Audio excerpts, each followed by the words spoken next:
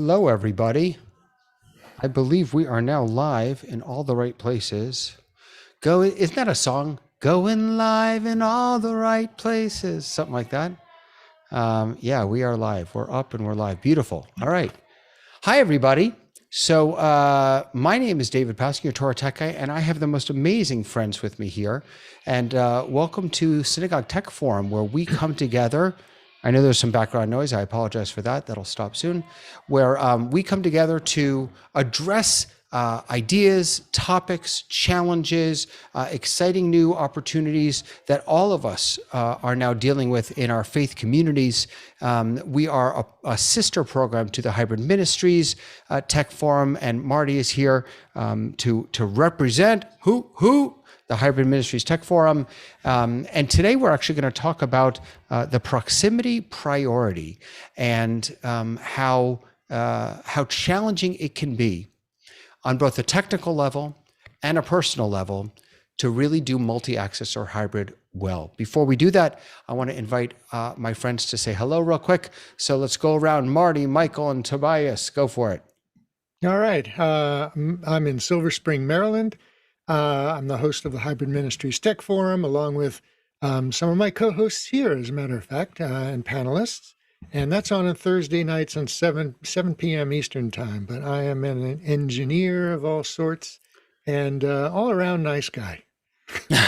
All around nice guy. Yes, you are. Yes, you are. Michael, say hi. Hi, everybody. My name is Michael Kyer, and I've been streaming with my church since the beginning of quarantine. And now I'm doing some streaming work over on Twitch and basically streaming a lot. So I'm really glad to be here and kind of put in my 2 bits where I can. We're all just 2 bits. Hi,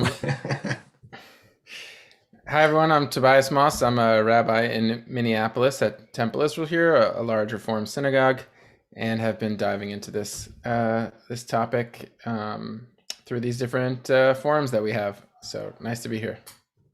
Amazing. Thank you. All right. So friends, what is the proximity priority? So I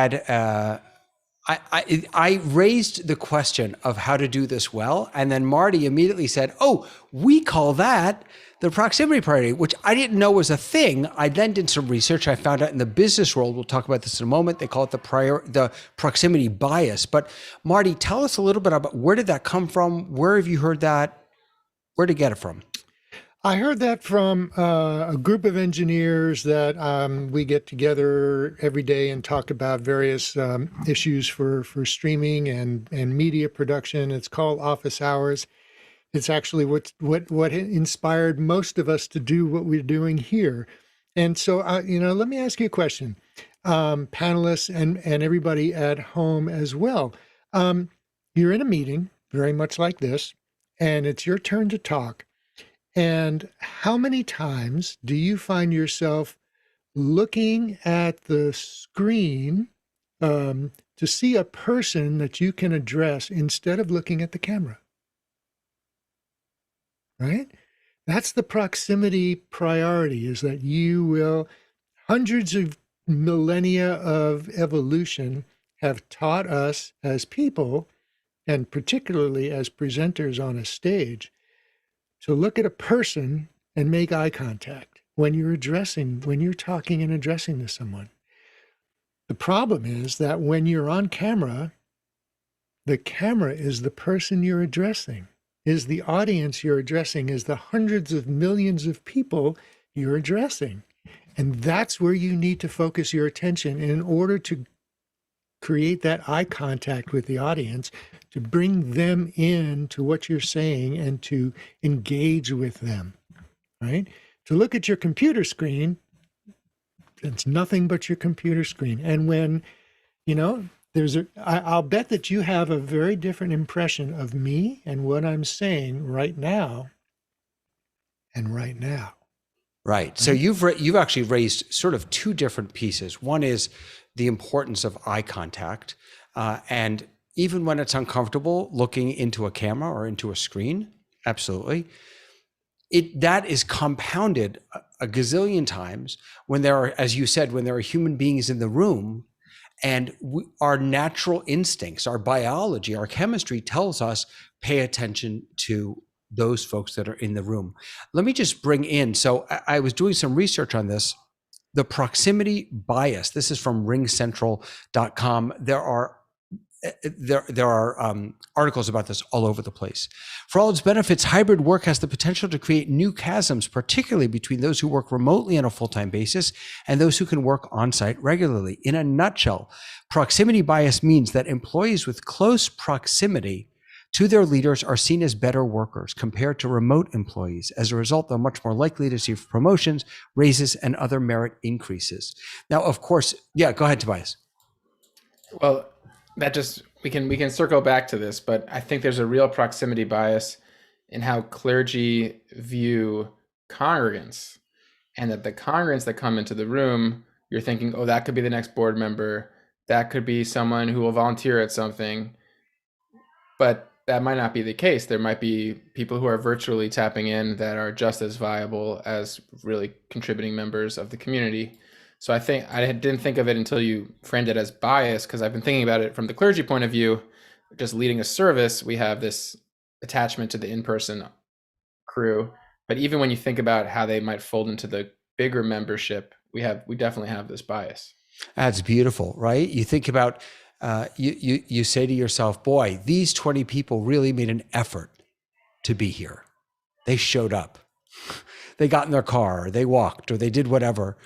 And we don't give that same credit to the folks who made the effort, albeit in a different way, to show up at home. And so, yeah, there may be a bias there. I think the way this, at least for me, the way this translates to churches, to synagogues, to mosques, to wherever, is what you were saying, is that it is, as a leader, I am going to be far more inclined to look at the human being sitting in the room than I am at, as Marty, as you said before, at a camera.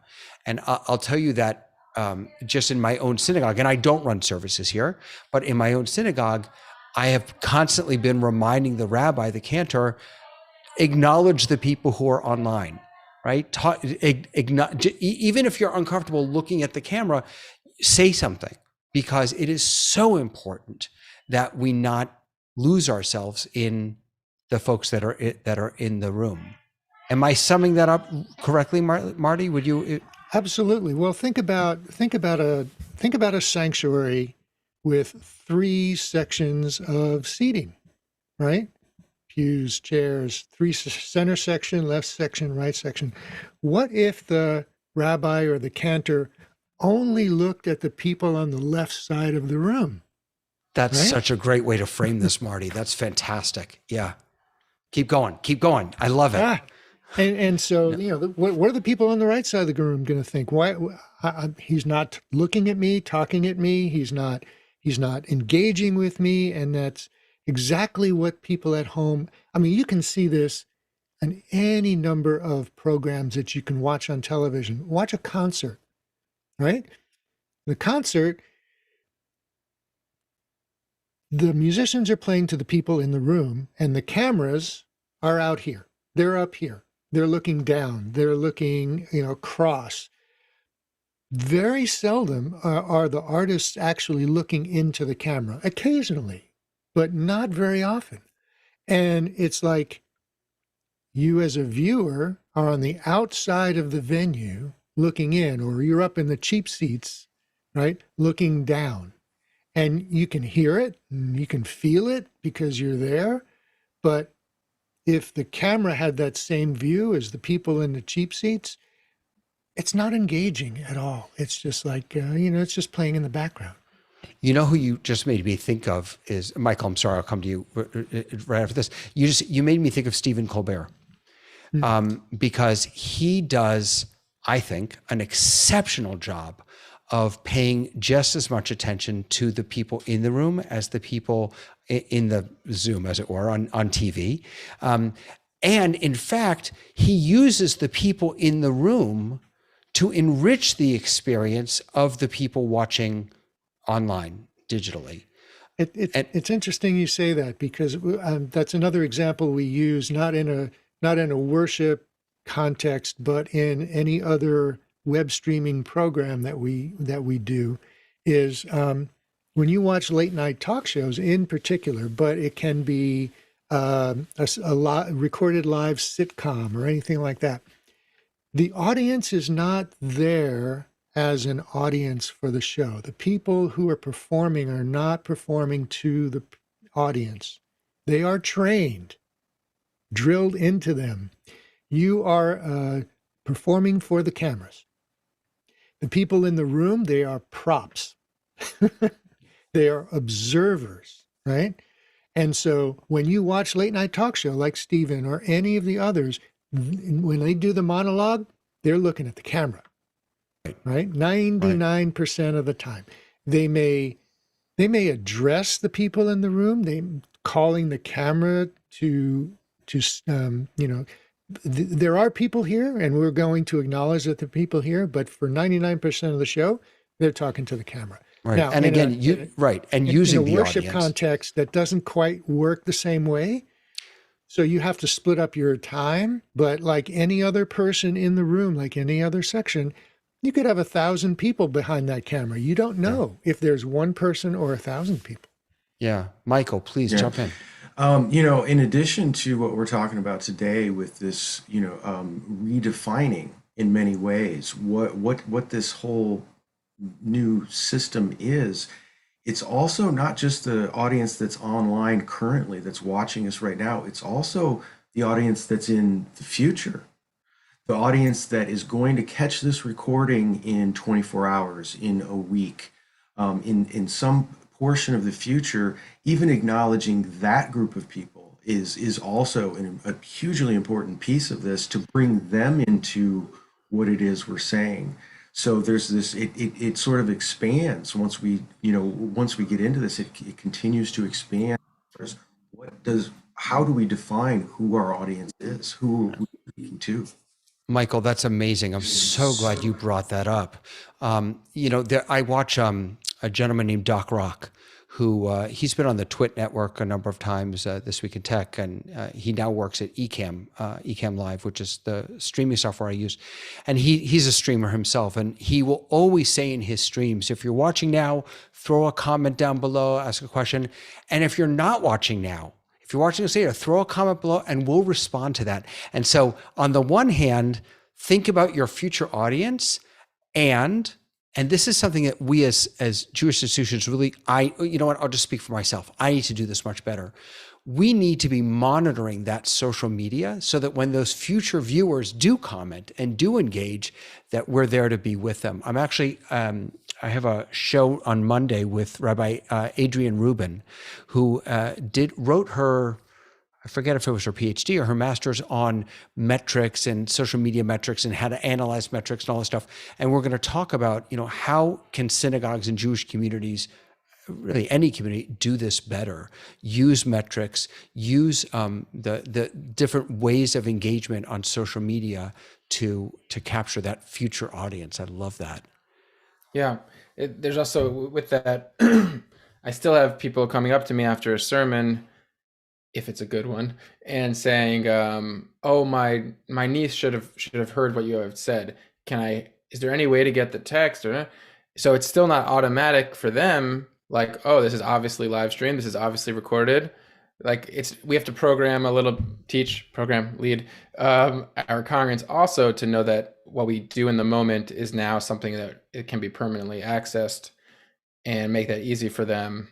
And we do, we crop out the sermons and post them as their own videos on Facebook, but that's not enough. We have to teach our congregants that resource is now part of the norm.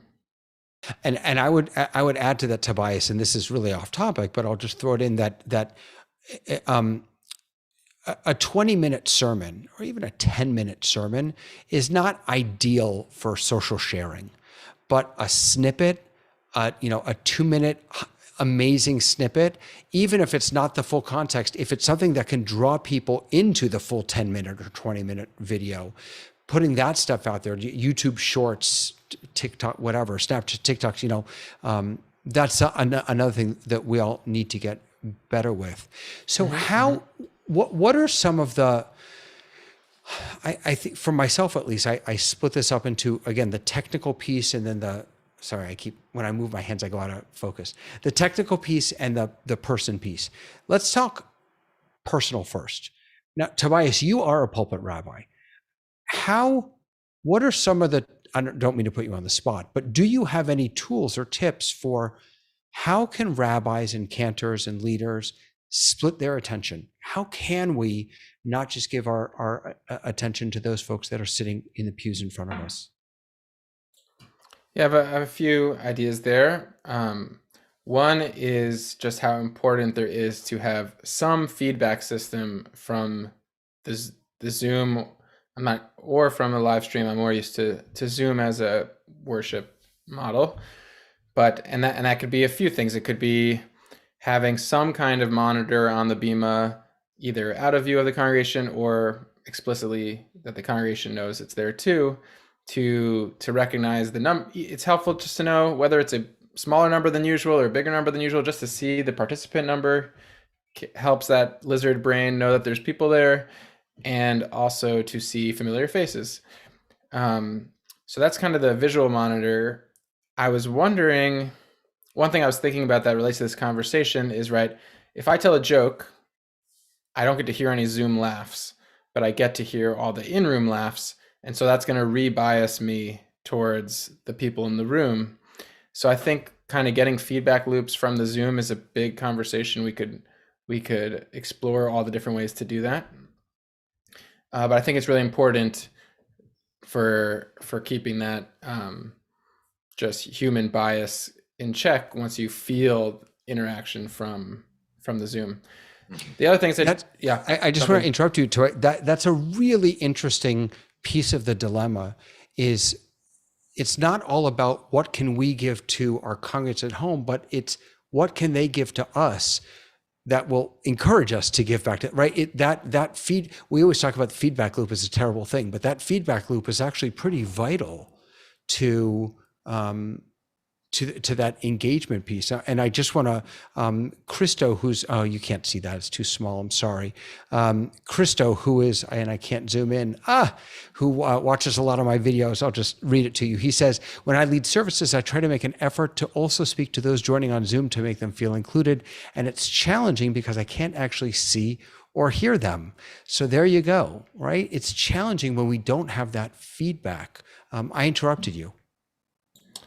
Yeah. So yeah, the feedback loop, I think maybe we can brainstorm more on that in a moment. The other things I want to mention is just that the beginning and the end and maybe the middle of whatever it is a time to just add to your checklist, connect with the virtual somehow. So that could be the beginning and end of a service, to in that welcoming moment and in that seeing people off moment to do that, but also I kind of have sometimes I've written it down and sometimes it's just a mental checklist of how I approach a sermon.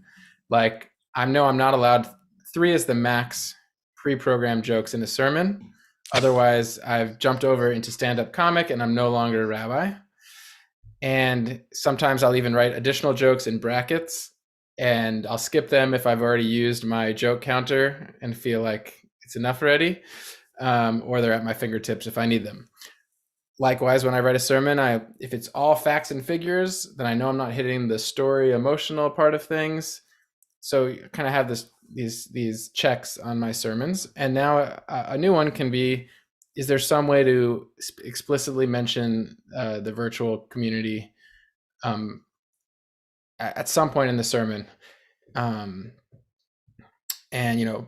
which can be, as we look around the sanctuary and see its symbols, as we look around our homes and see the symbols that are in our homes, just that kind of talk of knowing that not everyone is in the same context as you. Some people are in a different context, and to name that, I think is really effective at bridging the gap. Beautiful. Should we talk about some tips and tools for that feedback loop, how we can get feedback? One of the things that I found with a number of clergy is that there are lots of ways to get feedback from folks who are watching. There's chat, there's obviously listening to their voices, there's comments, but every one of those options means more tech on the bima. It means an iPad on the bima, or it means on the stage, or it means a TV in the sanctuary. And there's a hesitancy to bring more technology into these sacred spaces. I don't want to go down that rabbit hole because we could have a whole discussion about that. But any thoughts on best practices for getting that feedback, audio, visual, or otherwise? Even if it's just, now that I said visual, I'm thinking being able to see the faces of people and using nonverbal feedback or thumbs up or this kind of a thing. Yeah, there really isn't a way to get audio feedback from those people out there. And if you're not using Zoom, it's not even really possible to get video feedback because YouTube, for example, is just a one-way stream. It's a broadcast. At least with Zoom, you could put up a gallery view on an iPad on the bima or a TV in the back of the room or something. With YouTube, all you may be able to get is the number of people watching. If you look at that YouTube page, that YouTube stream, you'll get a number showing how many people are actually watching, and that's it. So getting that kind of feedback depends on the platform you're using and how much tech you're actually willing to put up. But another tip that you could, this is not feedback from the people watching, but it's feedback from the technology in the room from the cameras, is a tally light. So you may have 2 or 3 cameras in the room. Which one do you look at, right? So if you do have multiple cameras in the room, you really want to be able to know which camera is on at any given moment so that you can look at that camera. And the way to do that is with a tally light. Yeah, so the tally light generally shows a red light if that's the one that's live. Some show a green light for preview, that's going to be the next camera probably. And actually, I didn't know of tally lights until in our conversations they came up as we had already purchased what PTZ cameras we were going to install. And thankfully, they have built-in tally lights. And so now we have that red light to look for. And that does make a big difference in knowing that the cameras are real. They're on and they're real. What's interesting? I'm thinking about when we all get used to cameras in our sanctuaries. One of the things I love to do with children, we have a blessing in the morning that says, Pokeach Ivrim, thank you, God, for opening the eyes of the blind. And I talk about how, it doesn't literally mean that God's going to take someone who's blind and give them sight again, but that metaphorically, in some ways, we're all blind. And so I bring them into a room like the sanctuary that they've all been in dozens, if not hundreds of times. And I say, find something you've never seen before. And they all can find, there's a speck on the wall, there's a light over there. We become blind to things that we see over and over and over again. So if we think we're not paying attention to the cameras now, when they're new, just imagine when we're used to them in our sanctuaries. And so the idea of those tally lights or big signs that say, hey, Rabbi, look here, or, whatever it is, that could become really, really vital for helping us stay focused on both of those communities. Christo came back with just a comment just saying that he's fine with hiding his iPad on the pulpit, keeping it discreet, but I refuse to have my MacBook on there, even using my iPhone as pushing it. Yeah, the nice thing about an iPad is that it can sit flat and no one else has to see that you're actually using it. As soon as you start bringing a laptop up there, it gets a little messy. Sorry, Tobias, go ahead. I also feel actually on that note that even though an iPad is larger than a phone, when someone sees a phone, they know you could be doing one of 10,000 things, and you could be doing one of 10,000 things on an iPad too, but it doesn't carry that distraction concern Yeah. anyway. So there's been times where I needed to self-monitor the Zoom and have used my phone, and that feels icky, but using a bigger screen feels like people will know I'm doing something Yeah. intentional for the service. Yeah. That's interesting. It's so much of this, the challenge of this is how do we give the perception? First of all, how do we, for real, stay in the moment, stay in the sanctity, stay in the holiness, right? Stay in the prayer, whatever that is. And how do we also make sure that we're giving the perception that we're doing that? Because sometimes staring at a camera, using our phone, using all this technology feels very antithetical to sacred experience, at least in the Jewish world. In the Christian world, I don't know. In big churches, they've always, well, it feels like they've always used lots of technology with lights and screens and everything. Is that the norm in smaller churches also, or is this, it's not? No, I don't think so. It's in smaller churches. Well, they don't tend to use large technologies like stage lighting and lit backdrops and things like that. Primarily, well, for a couple of reasons. One is they don't have the funding resources for it, but they also like to keep the worship service more organic than that. I mean, megachurch style worship is a show. It's definitely a show. It's got all the elements of entertainment in it. The only difference is what's being said from the stage. And smaller churches like to keep a more organic feel to them. So that's not to say that they don't want to look good. They do. They make efforts to look good. Lighting is important, right? Even if it's just white lighting, it's got to be the right intensity. It's got to be, got to cover the stage properly. It can't be too backlit. It can't be too hot in the front. Contrasts between what the in church the minister is wearing and the scene behind them, whether it be a wall or something else. Color contrast, lighting contrast, it's all important for the visual image. And then of course the sound quality is really important. Yeah, can I jump in about the sound quality, especially for getting that connection? The first thing that I noticed, it was audio. That audio has got such a strength with this. It really overrides the video but in many ways. We were always, you're on mute. We can't hear you talk, or we can hear your dog barking.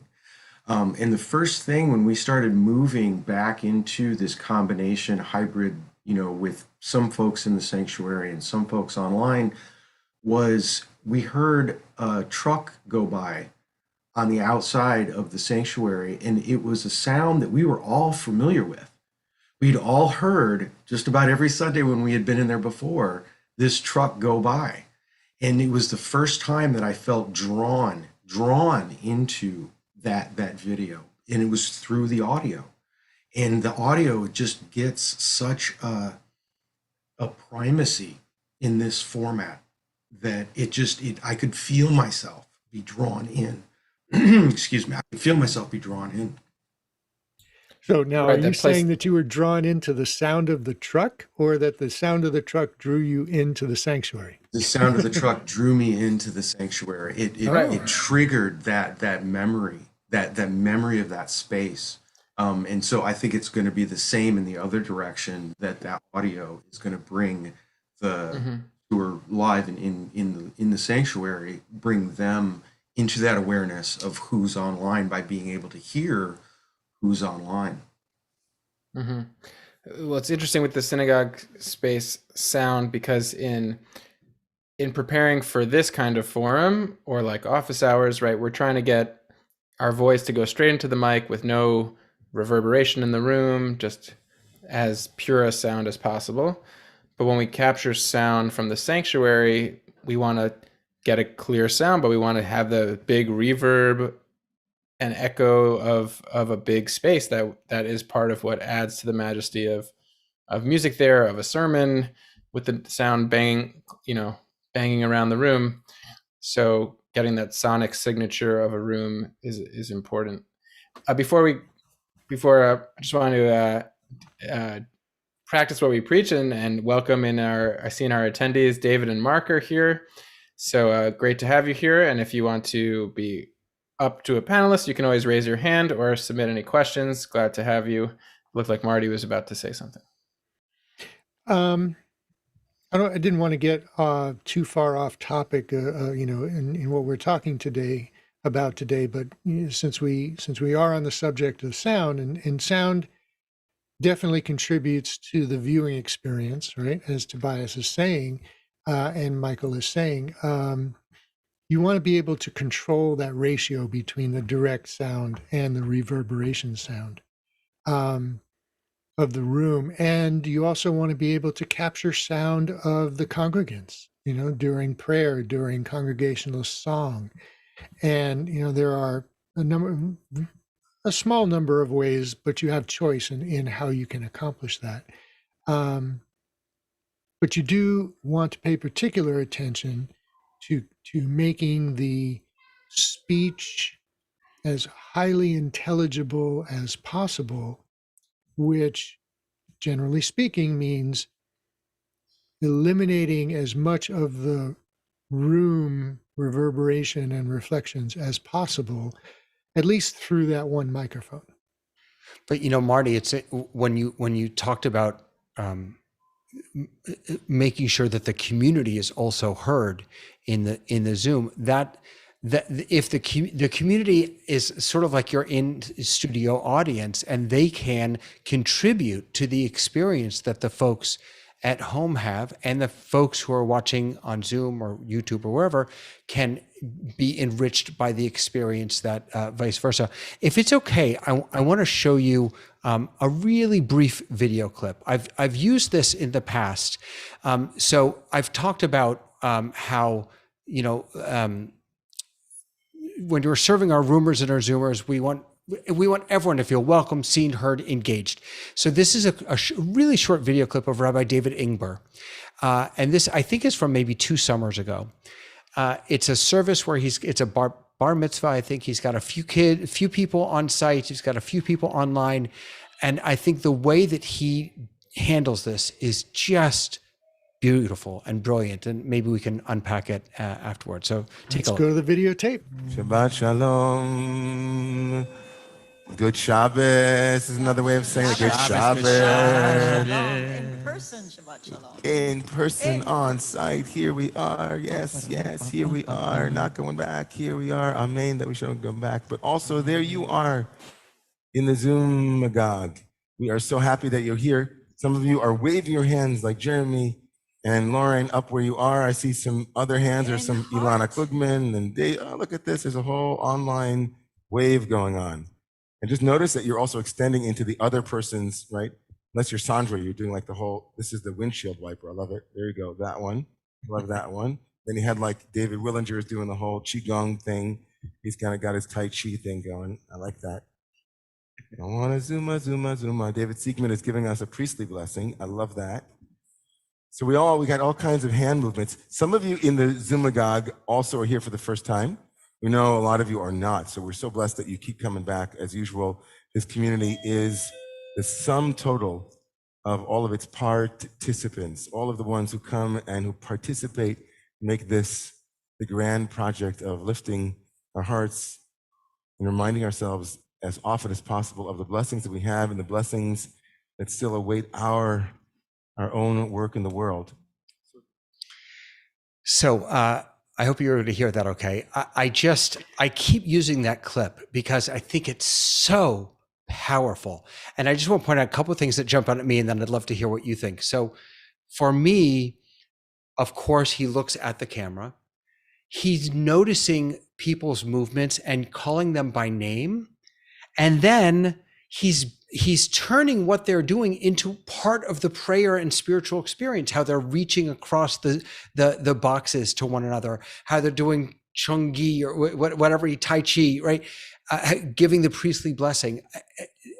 he goes on in this video to have everybody in the room introduce themselves into the microphone so that people on Zoom can hear, and then people on Zoom to introduce themselves.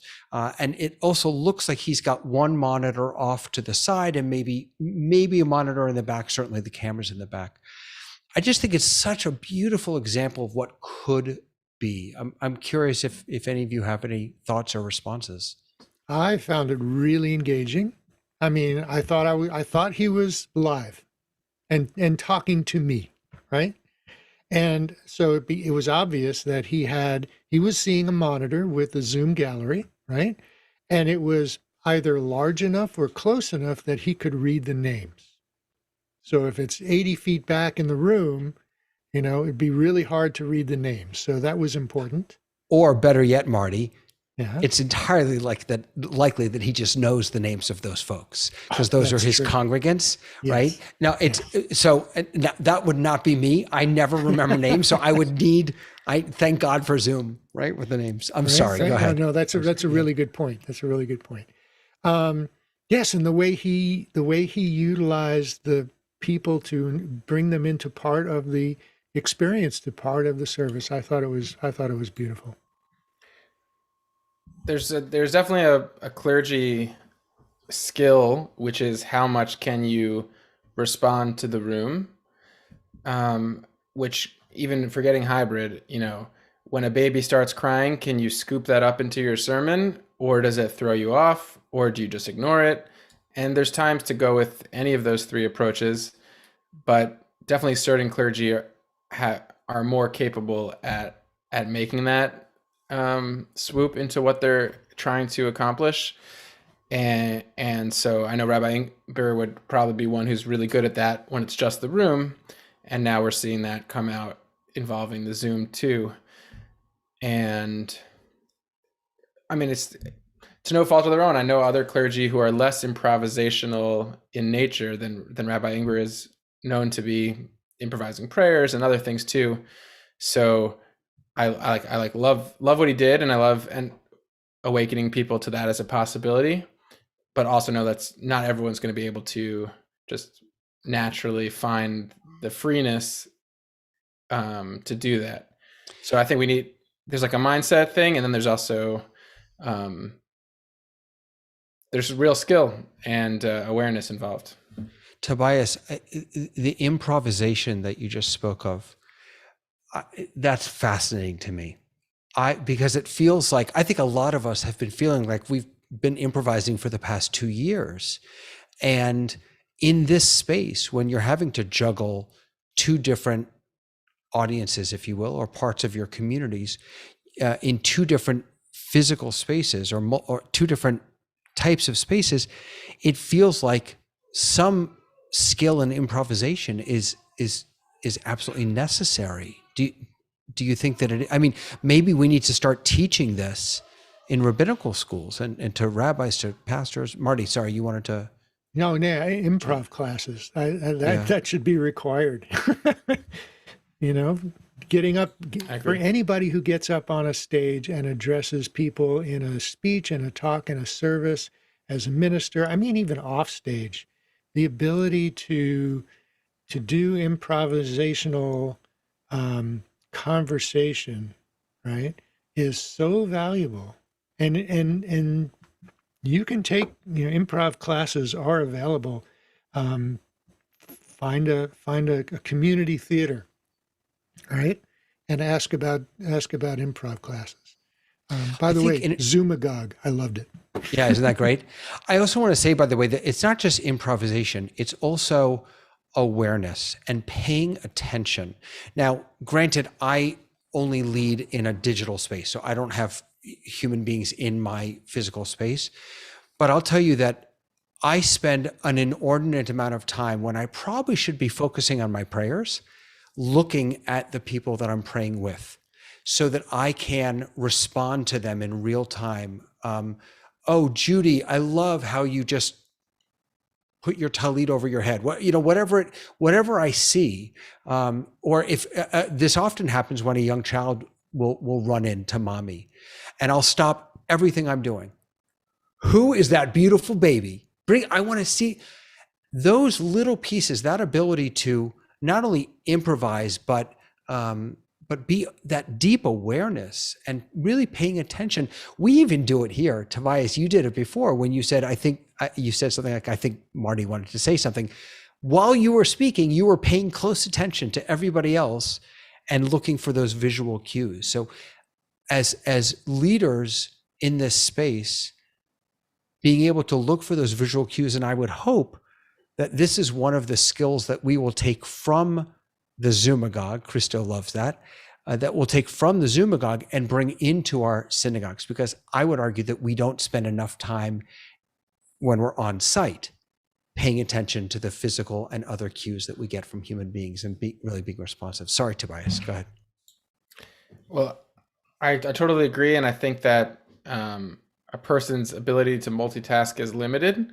And so that's why anything that can be taken off the clergy hands needs to be. And we've lost that in bridging this gap right now, where I'm still hearing from some clergy who are advancing the slides during the service, or handling some Zoom function, or writing their own audio levels, or like anything that can be taken off the clergy hands needs to be, so that way they can get back to the service itself, awareness of the room and the Zoom, and not split their attention into 1,000 tiny pieces.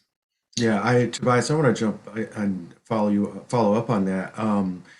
One of the things I've seen on some of the forums that I've been on, the Twitch and different places, is that the learning how to do the impromptu is important, but having a moderator, having somebody who can follow along while you're doing your piece and pay attention and give you some more awareness of, hey, I see this, while or even a prompt where I've gotten stuck, and I'm not sure, I kind of forgot where I was. A quick prompt in the chat of, oh, okay, yeah, that somebody kind of backing you up, watching over and helping, and watching the audience and those visual cues that we've been talking about. A moderator, absolutely. That's a great point. We have an 111-year-old congregant who shows up in person a lot, so shows up on Zoom a lot. But whenever we're in a Zoom service and I have a moment 10, 15 minutes in, I'll start flipping through the pages to see, is she there? Because we'll usually recognize her. But you're right. I shouldn't, it would be great if someone else in the room could be doing that and just flagging it. Yes, Ruth's there, or I noticed that Ruth's there. And also this, some way of communicating to us. Also, this person who lost their parent is on the Zoom, kind of letting us know which mourners are there without us having to flip through Zoom pages from the Bima. That would be another asset.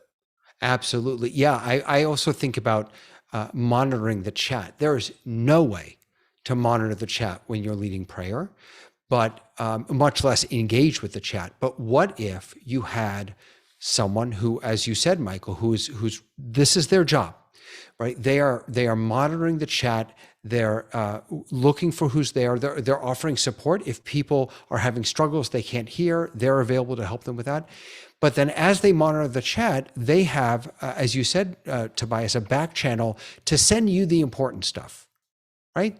Something that they could, a way that you don't need to see every chat. But if every week they're able to throw 2 or 3 up to you that are particularly meaningful or particularly beautiful that you might want to share from the Bima, in addition to, names that you might want to share for in remembrance or anything like that. Yeah, what a powerful and important piece of that, Michael. Thank you. And also Tobias, taking as much weight off of the clergy or the leaders so that they can focus on that important stuff. I've spent a bunch of time trying to help people figure out how to simplify what they're doing. Get a 6-button Stream Deck and just have 6 buttons. That's right. Just simple. So if you need to switch cameras at all, keep it simple so that you can focus on that really important stuff. I wonder, are there other tech pieces to this puzzle, other tools or tricks that people can use to uh, to capture that engagement, to break down that proximity priority that we all struggle with. For me, it's the Stream Deck. It's an iPad often. Other pieces of tech or tools that people have used? Actually, you know what? I'm sorry. I'll give you one more. Restream or something like it. And the reason why is because if you are streaming to YouTube, to Facebook, to Twitch, to multiple sources, and you want to have someone keep an eye on comments or see who's watching, Restream is able to bring them all in together. That's what I did before. I've got Restream open and I'm able to just kind of bring up that Restream chat, and it's grabbing comments. You can't really see it now, but it's grabbing comments from all of the different, everywhere we're streaming to. So I don't need to have Facebook and YouTube and this and that and the other thing open. I can just have that one. Again, simplify. For me, simplify. Any other tips or tools, tech or otherwise, that might be helpful to people as they're trying to navigate this? Well, just to acknowledge that there's two kinds of if we're talking about Zoom, there's two kinds of monitors.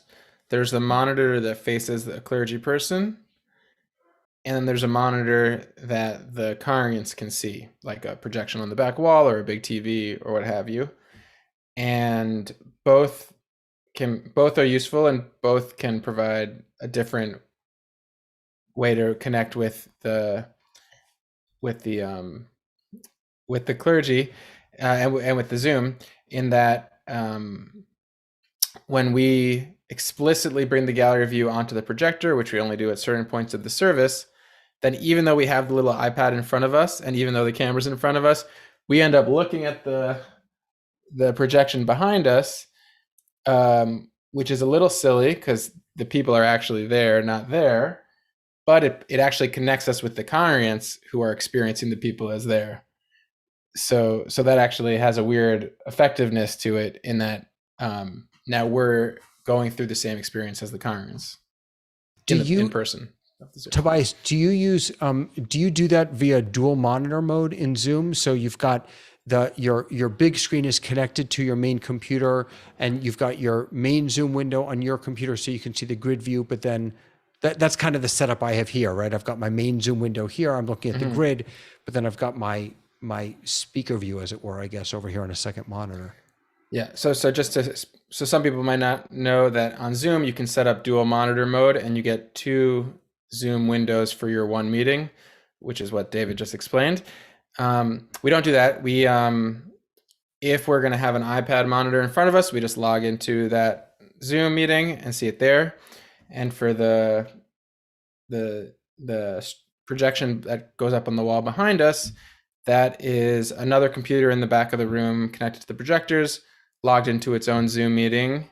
Logged in as its own Zoom participant. And then we have we use OBS and some shortcuts hotkeys to easily toggle between no image on the back wall, the gallery, the speaker view, or our prayer slides. But yeah, to make it easy and flexible, we set up just hotkeys to quickly go between those. That's great. David, welcome. I hope you've stopped your car. I stopped my car. I turned it off. I'm sitting here with the camera on. Thank you. I'm glad to connect on this. Absolutely. So go. I love the comments about the Zoomagogue, because I think that's so extraordinary and so 2021. This is a different world today. I have the fortune of doing worship chair and Zoom Gabai on a low-tech version without really spending any money. So sometimes in the sanctuary, running multiple cameras off of a USB multi-hub thing, but not as fancy as a deck with buttons. So I'm actually just choosing the cameras and sometimes working it remotely. But to your point about having a maestro or a conductor or someone of a Zoom Gabai, it is critical as a lay leader to be able to take that off of the responsibility of my rabbinical partner so that I can help her or him, in whatever other case, to perform services and share information and insights that I see on a gallery panel, so that I bring everybody into the same holy worship that we have together. David, thank you so much. I'm curious, can you tell us a little bit about what is it that you do other than pressing the buttons? What is it that you do to help the people who are participating via Zoom, who are davening via Zoom, to feel like they're part of the congregation? So to that end, I keep gallery view open at all times. And by doing that, it allows me to be able to see who is speaking because it'll highlight it, but it allows me to see the entire group. Thank goodness, as a small congregation with a Zoom screen of 49 capable, I can see 30 people, 20 people, whatever it is. So I can see all the faces. I can see who's paying attention, who's got a thought, who's raising their hand, who's reacting in some way. So I can help my spiritual leader to be able to connect that family and connect our congregation together.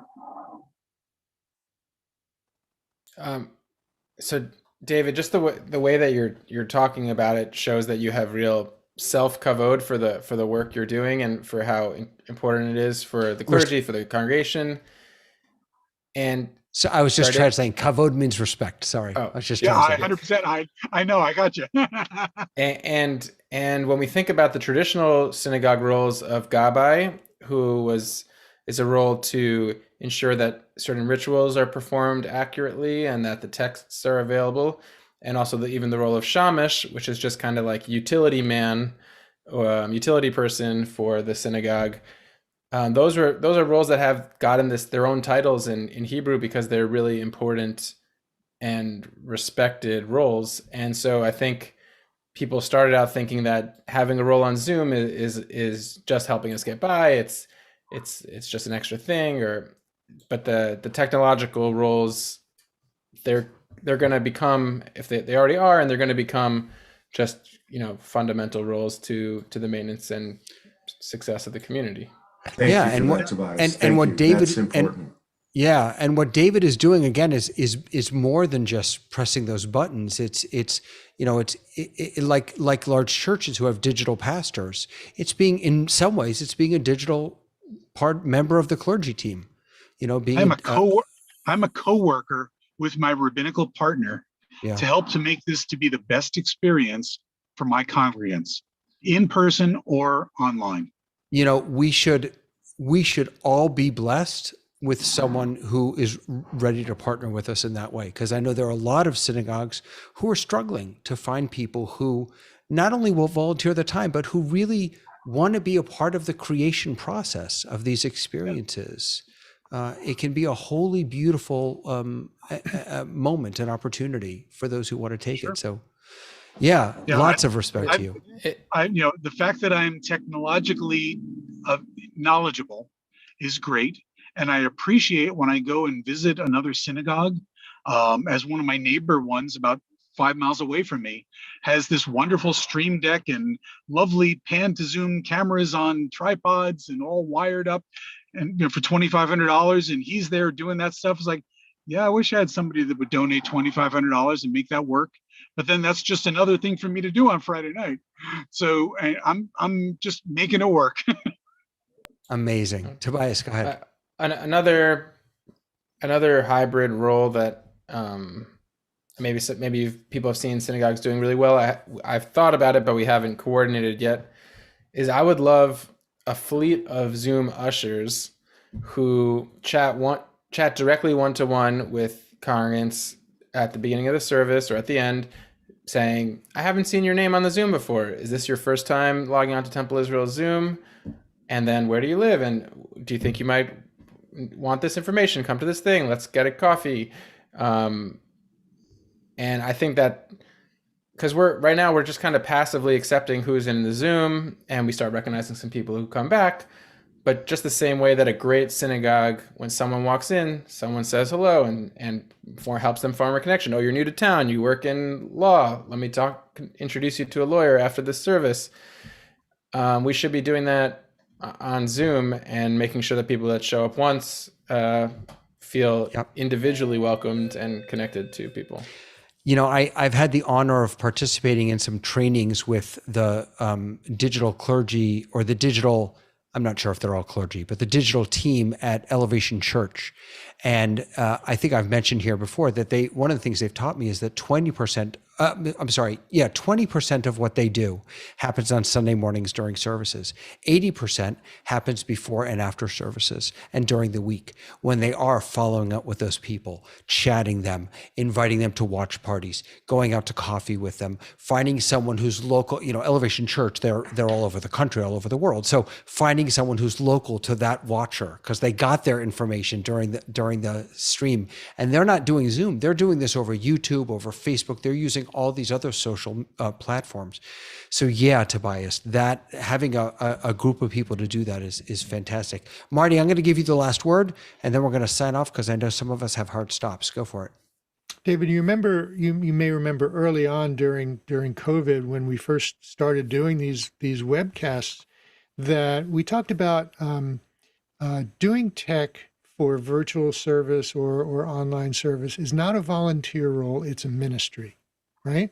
It is a ministry because you are actually partnering with the worship team and you are playing a part that represents the synagogue to the congregation.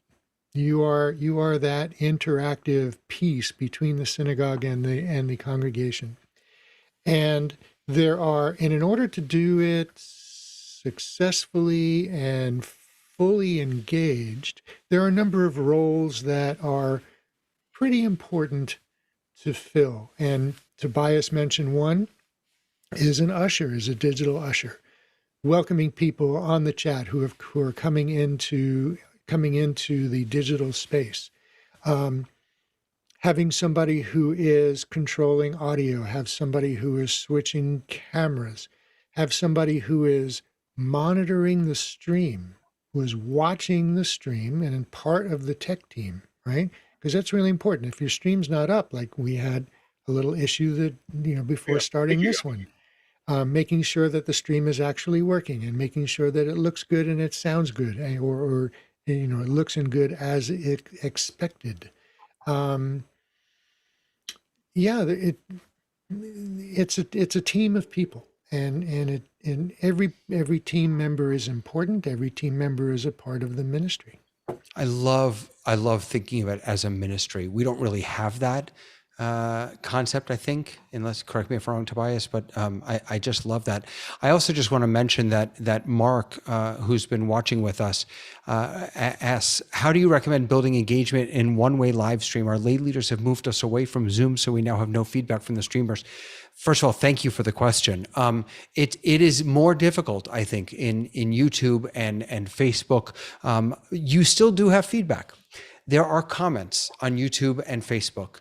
And if you are streaming to both of those simultaneously through a service like StreamSpot or Restream, again, you can aggregate all those comments in one place.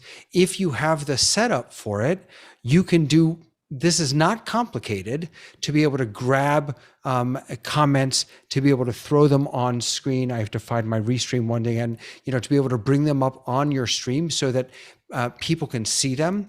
I will say that when I watch a lot of live streams on YouTube, and if I comment, I stick around to see if they're going to bring my comment up on screen and say hi to me and give me a shout out.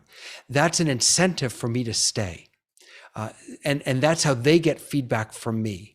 And incidentally, it's not a very Jewish thing to do this on Shabbat, but built into some of these streaming platforms is also super chats and ways for you to do donations and fundraising in the midst of your live stream. So if you're doing a class or something and you want to invite people to contribute toward it, you can even use that. I'm aware of the time, and I know that some of us had a hard stop. I'm so grateful to all of you, to Michael, to Marty, to Tobias, to David for joining us, and Christo and Mark for watching and really being a part of it. this is, I think that the technology will continue. Oh God, he's driving again. The technology will, the technology will continue getting better, hopefully, so we can do a better job of this. And hopefully we will improve our, what was the word? Marty, what was the word? Our, Proximity. no. Nope. The thing that we need to do better. Oh, I just lost it. Whose line is it anyway? What do they do? Improvisation. Thank you. We'll improve our improvisation. We will improve our improvisation. That was so perfect that I couldn't improvise that. That was so perfect. So we have a lot of time and a lot of work to do, but a lot of time to get better at it. So thank you, everyone. We'll be back in 2 weeks. But Marty, you've got a show next Thursday, yes? Yes. Beautiful. We have a show on next Thursday, 7 p.m. Eastern Time, and we are going to go over Stream Deck and Companion, ways to automate your processes, perform multiple steps, do this, do that, do everything else, do 3 or 4 things all with the push of a single button. I'm a huge Stream Deck fan. I've been scared of Companion though. I'm terrified of it. So I'm going to watch. That's going to be fantastic. All right. Everyone have the most lovely day. We'll see you next time. Bye everyone. Thanks everyone. Bye-bye.